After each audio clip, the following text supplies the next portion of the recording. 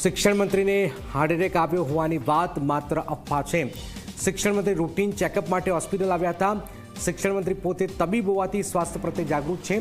નિયમિત તપાસ દરમિયાન હૃદયમાં માઇનોર બ્લોકેજ જણાવ્યું હતું। તબીબોની સલાહ બાદ એન્જિયોગ્રાફી કરાઈ હતી। શિક્ષણ મંત્રીએ નાનકડું સ્ટેન્ડ મુકાયું છે। સ્ટેન્ડ મુકાની ગણતરી મિનિટો બાદ મંત્રી સંપૂર્ણ સ્વસ્થ હાલતમાં છે। તબીબોએ મંત્રીને આગામી 5 દિવસ આરામ કરવાની સલાહ આપી છે। આ પ્રક્રિયા પહેલાં પણ શિક્ષણ મંત્રી પ્રદ્યુમન વાજા એકદમ સ્વસ્થ હતા અને મુખ્યમંત્રી સાથે શિક્ષણ સમિતિના કાર્યક્રમમાં વક્તવ્ય પણ આપ્યું હતું।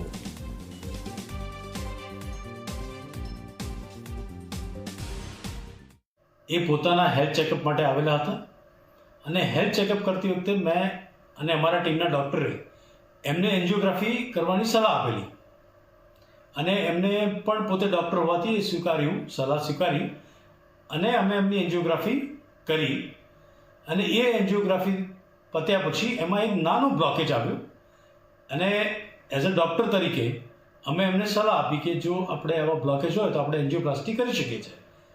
એટલા માટે એમને એ સલાહનો સ્વીકાર પણ કર્યો અને એ જ વખતે અમે એમને એન્જિયોપ્લાસ્ટી એટલે કે એક સ્ટેન્ટ મૂક્યું, સ્પ્રિંગ મૂક્યું। સ્ટેન્ટ કર્યા પછી પણ માનનીય મંત્રીશ્રી 5 જ મિનિટમાં રૂમમાં એમના શિફ્ટ થયેલા।